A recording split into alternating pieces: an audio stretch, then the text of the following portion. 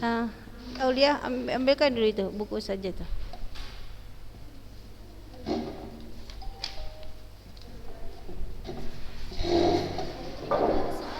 Ah? Yang itu? Enggak bahas. Nanti aja apa?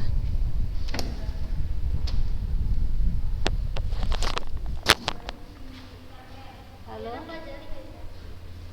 Halo?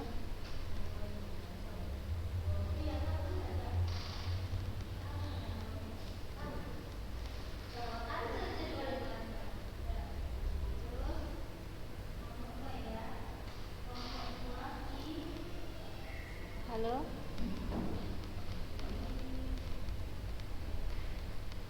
Dek, Waalaikumsalam. Dek, kakak lagi kayak mana?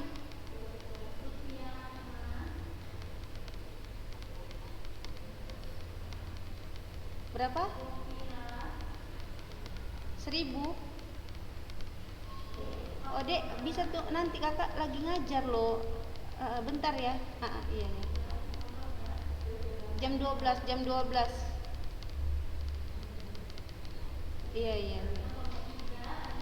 Halo.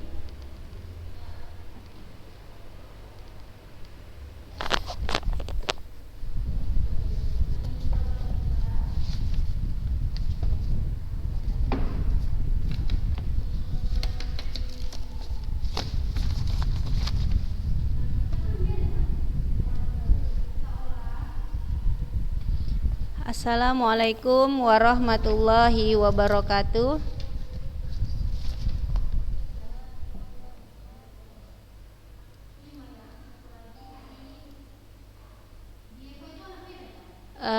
Alhamdulillah ya, senantiasa kita bersyukur kepada Allah Subhanahu wa taala karena begitu banyak nikmat yang telah Allah berikan kepada kita. Semoga nikmat yang Allah berikan kita pergunakan sebaik mungkin, semaksimal mungkin ya, untuk bisa menjadi siswa-siswa yang terbaik ya, karena peran kita sebagai siswa, peran anak-anak usaha sebagai siswa. Salawat berkaitan salam kita hadiahkan kepada baginda Rasulullah Shallallahu Alaihi Wasallam. Kita buka pembelajaran hari ini dengan membacakan basmalah. Bismillahirrahmanirrahim. Baru 11 orang ya, tidak masalah ya, kita lanjutkan saja pelajarannya. Kemarin yang di kuis ya, itu mungkin ada 10 soal ya, 10 soal. Kategorinya bisa dibilang banyak ya, tetapi waktunya memang usaha buat dia lama supaya anak-anak usaha bisa mengerjakan secara perlahan-lahan dan benar gitu ya. Bagaimana seorang siswa mengerjakan soal dalam bentuk kuis itu bukan hanya sekedar tebak, misalnya klik bagian A, klik bagian B, klik bagian C, klik bagian D, kemudian menghafal jawaban yang benar, kemudian diulangi sekali lagi, lalu mungkin yang awal nilainya 60, yang kedua menjadi 80 ya, bukan seperti itu. Tetapi yang Ustazah inginkan mungkin tidak sama seperti apa yang anak-anak Ustazah inginkan juga, karena kita berbeda gitu ya. Tetapi sebagai seorang guru, Ustazah harus mengarahkan bahwasanya yang Ustazah inginkan dari yang Ustazah suruh itu adalah bagaimana kuis itu dikerjakan, kemudian soalnya itu dicatat di buku, kemudian dibuat jalannya. Setelah itu barulah dia melakukan kuis untuk yang kedua kalinya, mungkin dengan jawaban yang benar dan jalan yang benar. Sebenarnya itu yang Ustazah harapkan dari Ustazah menerbitkan kuis tersebut, membuat kuis tersebut ya.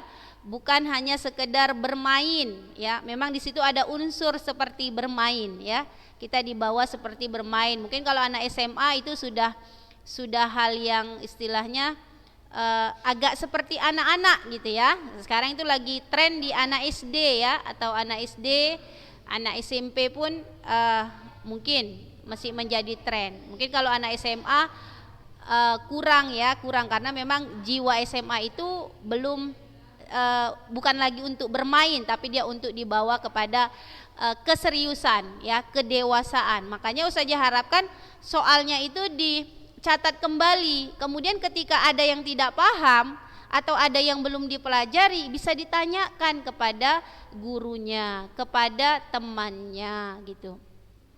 Susah memang ya bertanya ya. Dari proses daring ini susah bertanya ya. Susah enggak Fatihah, Faizah bertanya sama guru?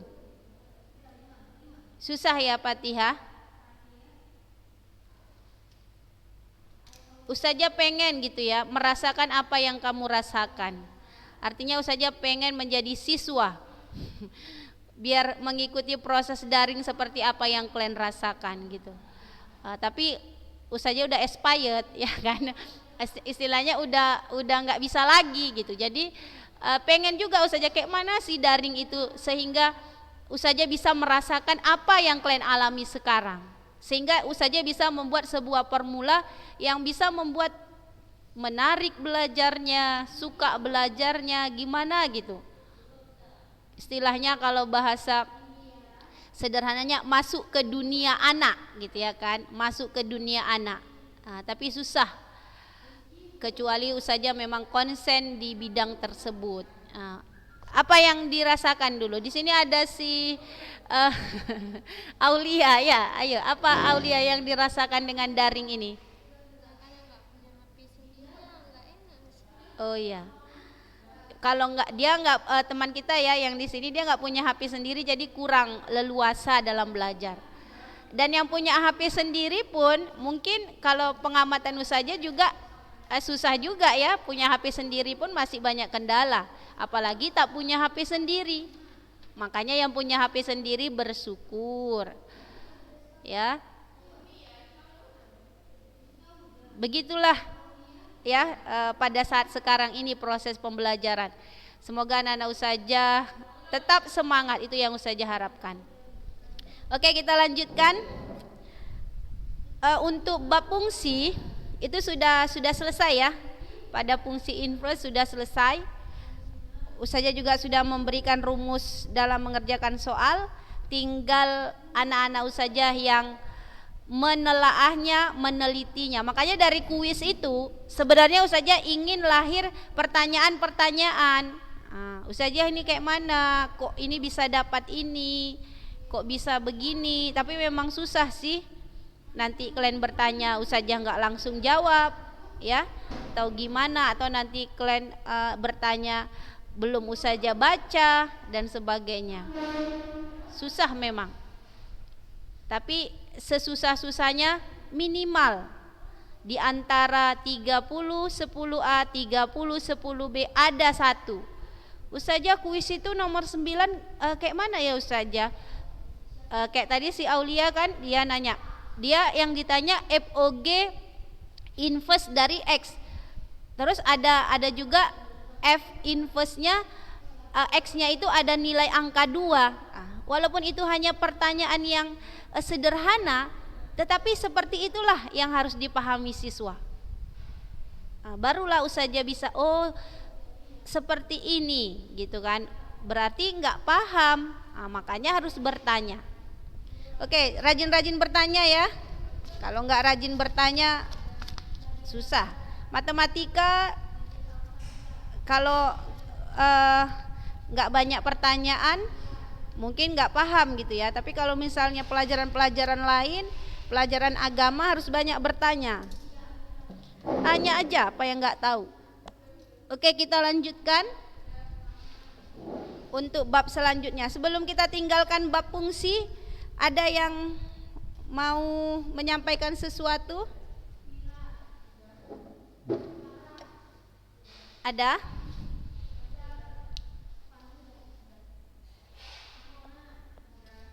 Iya.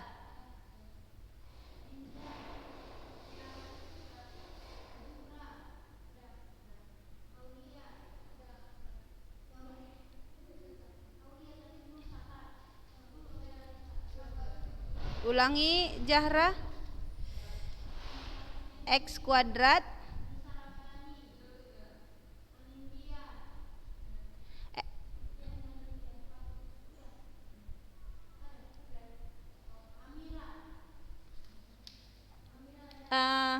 Yang contoh minggu lalu ya? Ada Aulia? Coba tengok catatannya yang minggu lalu. X kuadrat kurang 2X tambah berapa tadi? Zahra? Tambah 4. Terus di bawahnya jadi?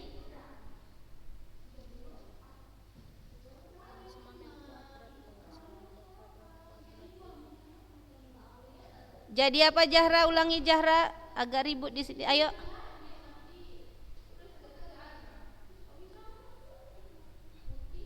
X kurang 1 kuadrat ditambah 3. Oke. Bagus ya, tanya aja nggak apa-apa.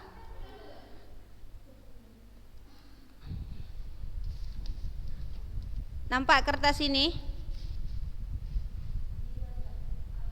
Nampak ya? Ini ya Zahra ya. Yang Zahra tanya ya, cocok ya? Oke, saja tulis ulang. X kuadrat dikurang 2X ditambah 4. Nah, ini kan persamaan kuadrat. Kita mau buat, ini persamaan kuadrat, kita mau buat dia menjadi bentuk kuadrat sempurna. Bentuk kuadrat sempurna. Jadi kalau bentuk kuadrat sempurna itu dia dibuat seperti ini. Nah, kita buat kuadrat. Dah. Baru kita lihat ini X-nya kuadrat berarti X. Udah, lihat depannya sama tengahnya saja. Lihat depan sama tengah. Oh, X kuadrat berarti X. Ini jangan lupa dikuadratkan, namanya kuadrat sempurna. Jadi ini harus pangkat 2. Baru lihat tengahnya. Tengahnya berapa di sini Zahra? Atau nilai B-nya? Nilai B-nya berapa? Enggak Zahra, koefisiennya. Bukan 2, sedikit lagi. Dia gini sebenarnya bentuknya, bentuk persamaan kuadrat. AX kuadrat tambah BX tambah C. Berarti ini nilai A-nya berapa Zahra? 1. Nilai B-nya min 2. Jangan 2. Kalau di sini tambah 2 baru nilai B-nya 2. Kalau di sini min 2 atau kurang 2 berarti nilai B-nya min 2. Di sini C, berapa nilai C-nya?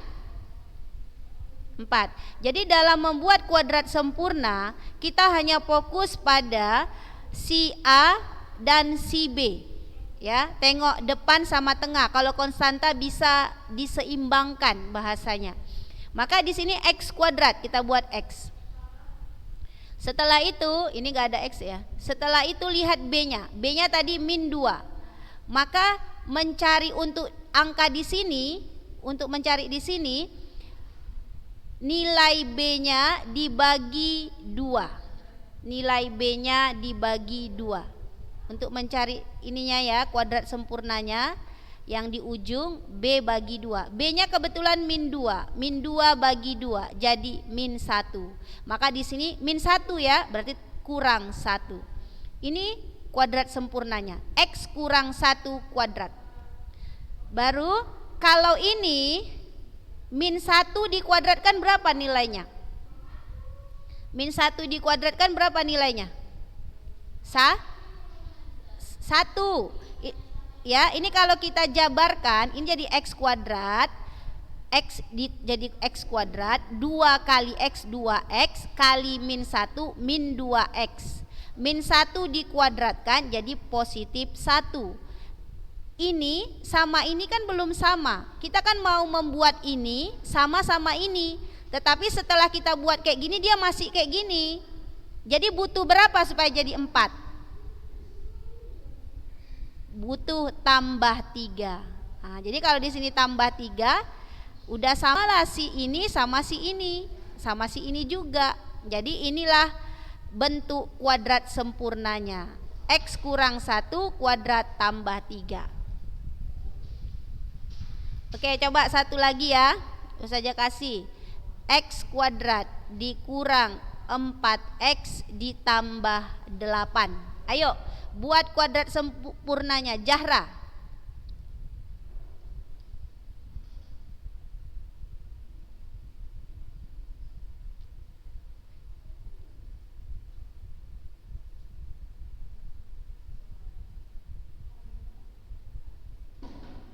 Ini gini aja, min 2 dikuadratkan berapa?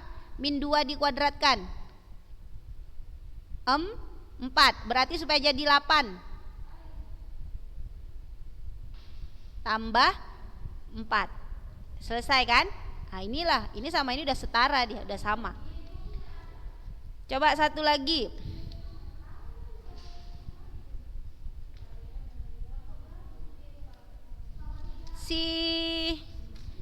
Si baby tadi hadir, Ustazah lihat. Ayo baby. Ini buat kuadrat sempurnanya, ayo.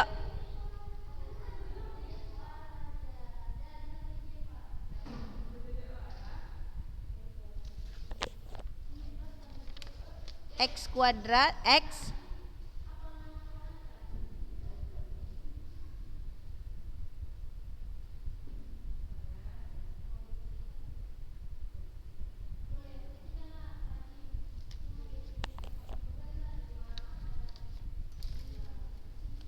tambah berapa? Ah? Tambah berapa baby?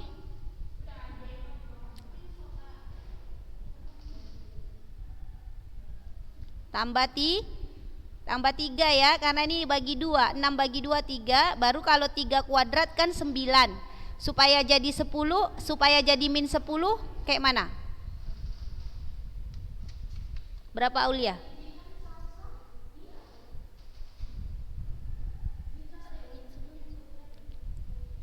Ini X kuadrat tambah 2 kali X 2X kali 3 6X tambah 9 supaya jadi min 10. Supaya jadi min 10. Berarti dikurang ya, harus dikurang berapa? Kurang 11 enggak lah. Kurang 11. Kurang berapa? 9 dikurang berapa supaya jadi min 10? Ini enggak, min 19. Ya kan? Oke, ada lagi yang mau ditanya dari contoh 1, 2, 3. Ayo. X ini misalnya kan min 2 karena ini min ini tambah 3 karena ini tambah lagi. Iya. Sesuai yang di atas. Iya. Oke, ada yang mau ditanyakan lagi?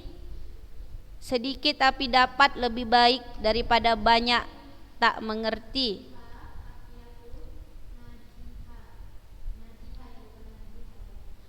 Oke, hari ini Ustazah kasih tugas kayak gini. Kayak gini tugasnya. Tadi Ustazah kasih contoh 3. Contoh 3, kalian satu orang buat satu contoh, kemudian buat bentuk kuadratnya. Satu contoh, tulis Aulia. Membuat satu contoh persamaan kuadrat. Membuat satu contoh persamaan kuadrat, kemudian dibuat kuadrat sempurnanya. Kayak yang contoh tadi lah, yang ditanya si Jahra tadi. Satu orang satu. Nanti Ustazah tunggu sampai hari Ahad. Nanti insya Allah Ustazah checklist. Nanti minggu depan Ustazah tanya kenapa dia belum menjawab. Ustazah mau kayak gitu aja sekarang. Misalnya nih, Ustazah tunggu sampai hari Ahad, kemudian Ustazah checklist nilai siapa yang udah ngumpul. Kemudian misalnya si Naila Mumtazah belum ada. Naila Mumtazah mana tugas kemarin? Ustazah tembak langsung. Ya, Ustazah tembak langsung, berarti dia belum. Itu juga, misalnya si Jahra belum, mana Jahra tugasnya? Ustazah tembak biar pingsan dia. Ya Jahra. Membuat satu contoh persamaan kuadrat, kemudian dibuat bentuk kuadrat sempurnanya. Satu saja, kalau bisa karya sendiri. Apa aja, asal-asalan gak apa-apa angkanya nak. Cari angka yang di tengahnya bisa dibagi 2. Kemudian kalau konstantanya itu nanti penyetaraan saja. Nggak perlu nengok-nengok Google lah, nggak perlu. Udah ada lagi yang mau ditanyakan? Tidak ada ya. Kita share ya materi hari ini. Oke. Materi hari ini adalah tentang trigonometri. Apa itu trigonometri? Kalau ada yang punya buku mungkin ada ya, yang sudah dapat buku atau buku apanya ya, E-nya ya, E elektriknya ya, ada juga. Cuma mungkin sudah dihapus ya karena berat. Aulia ada bukunya, ada matematika kelas 10, matematika wajib, trigonometri. Trigonometri berasal dari dua kata ya, yaitu trigonos yang berarti segitiga dan metros yang berarti ukuran. Jadi trigonometri adalah ukuran dari bentuk segitiga. Bahasa sederhananya, oh kalau trigonometri tergambarlah dalam pikiran kita segitiga. Segitiga apa? Segitiga siku-siku. Dengan demikian kajian trigonometri adalah mengenai ukuran-ukuran segitiga. Ukuran-ukuran tersebut adalah ukuran sisi-sisinya dan ukuran sudut-sudutnya. Pemahaman trigonometri dimulai dari perbandingan pada segitiga siku-siku, kemudian berkembang lebih umum lagi. Berikut ini adalah rangkuman dari trigonometri yang dipelajari di sekolah menengah. Oh, ini menengah. Kalau kita atas ya. Tapi nggak apa-apa, kita pelajari dulu, konsepnya sama. Kalau perasaan saja kayaknya trigonometri di SMP ada memang, tapi SMP tertentu yang mau menggunakan pelajaran trigonometri, karena terkadang nalar anak SMP belum menangkap ya. Tapi kalau sudah di SMA insya Allah sudah bisa, sudah mulai paham. Kalaupun ada di SMP ya, trigonometri itu di kelas 9 baru ada. Tapi Ustazah nggak ngajarkan di SMP trigonometri. Nanti peot ya, takutnya peot pula. Udah belajar trigonometri ya kan Aulia? Oke, ini dia. Jadi kalau bicara trigonometri, tergambarlah dalam pikiran kita segitiga siku-siku. Apa yang kita cari dari segitiga siku-siku tersebut, yaitu perbandingan perbandingan sisi-sisinya dan sudut-sudutnya. Ini dia, ukuran sisi-sisinya dan ukuran sudut-sudutnya. Jadi itu yang ingin diteliti dari segitiga siku-siku pada pembahasan trigonometri. Apa yang mau dibicarakan Aulia dari trigonometri pada segitiga siku-siku? Sisi-sisinya, ukuran sisi-sisinya dan ukuran sudut-sudutnya. Oke, kalau ukuran sisi-sisinya yang mana Aulia? Yang dikatakan sisi yang mana? Bilang aja hurufnya. A ke B sisi. Sisi apa A ke B? Sisi tegak atau dibilang di sini depan. Enggak usah kata depan dulu lah, tegak. Kemudian sisi apa lagi? AC, sisi alas, bolehlah. Kemudian sisi BC, sisi miring. Oke, itulah ukuran sisi yang mau dibahas pada trigonometri. Kemudian ukuran sudut. Sudutnya mana saja? Sudutnya Jahra, Juhra. Ayo, sudutnya mana Jahra? Kalau ini segitiga, ayo kita bicarakan sudutnya yang mana? Yang C, ya, di sini sudut C dilambangkan dengan alfa ya, cara membacanya nih alfa. Jadi ada sudut C, kemudian sudut apa lagi Jahra? Sudut A. Ini sudut A ini berapa besarnya? 90 derajat. Kemudian ada sudut Sudut satu lagi, sudut B ya. Sudut B di sini tidak diinisialkannya. Biasanya sudut B itu diinisialkan dengan beta. Tapi di sini enggak dibuatnya. Ya, beta. Bukan beta ini ya, beta apa? Hah? Iya, beta arti orang apa itu? Batak. Ya, orang Papua ya. Orang Papua, saya. Ya. Nah, jadi orang Papua terkenal juga ya beta-beta. Jadi ada sudut beta. Jadi kalau nih Ustazah tanya nih, siapa ya ini? Tazkiyah dulu, Tazkiyah Rodatul Jannah. Dalam segitiga kalau ada sudut A tadi 90 ditambah sudut B, misalnya kita inisialkan beta, kemudian ditambah sudut C, kita inisialkan alfa. Kalau dijumlahkan ketiga sudut tersebut, A ditambah B ditambah C harus berapa hasilnya? Tazkiyah Rodatul Jannah. Jadi sudut A tambah sudut B tambah sudut C harus berapa?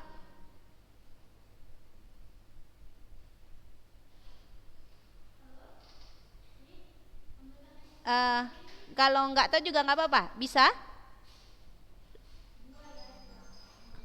Ustazah mau dengar suaranya, bisa?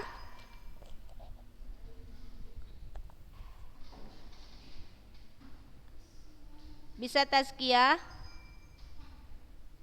Enggak ya? Enggak. Oke, Ustazah pindah Alia Kurota. Alia Kurota, ayo. Ayo Alia Kurota berapa? Sudut A tambah sudut B tambah sudut C.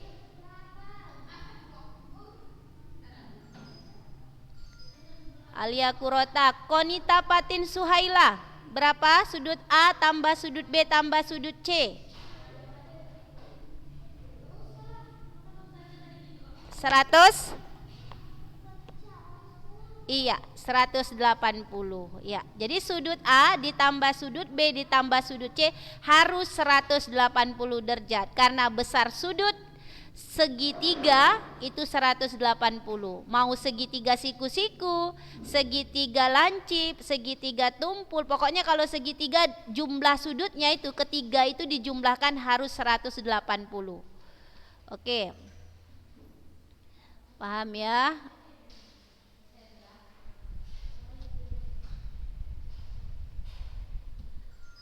Udah habis ya waktunya? Belum. Oke, ini ya. Udah ya? Oh, udah lewat. Nggak boleh lewat ya? Boleh ya? Ada bonus, dapat bonus kita hari ini. Atau 2 les saja, biar pening orang nih. Ganti fisika saja ambil biar pening ya kan?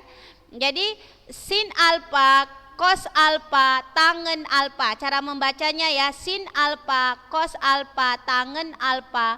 Cosecant, ini cosecant alfa, secant alfa, kotangen alfa. Ini dia bicara pada sudut alfa saja. Ya, jadi kalau sin alfa itu sama dengan depan per miring. Misalnya lah, Ustazah berdiri di sudut ini, di sudut alfa. Maka untuk mencari sin atau sinus itu adalah depannya. Sisi depan yang Ustazah berdiri di sudut alfa. Bayangkanlah kita sendiri duduk atau berdiri di sudut ini. Maka depan kita yang mana? Depan kita. Sisi apa? Sisi AB. Sisi AB depan kita. Makanya dibuatnya D. D ini maksudnya depan. Per sisi miring. Sisi miringnya apa? BC, sisi miringnya BC. Makanya mencari sin alfa itu depan per miring. Depan per miring. Berarti sisi AB per sisi BC. Ini perbandingan saja ya. Nanti Ustazah jelaskan mungkin lebih jelas pakai kamera. Oke, karena waktunya sudah habis, kita tutup saja ya. dengan doa penutup majlis. Subhanaka Allahumma wa bihamdika asyhadu alla ilaha illa anta astaghfiruka wa atubu ilaik. Alhamdulillahirabbil alamin. Jangan lupa tugas yang Ustazah kasih. Assalamualaikum warahmatullahi wabarakatuh.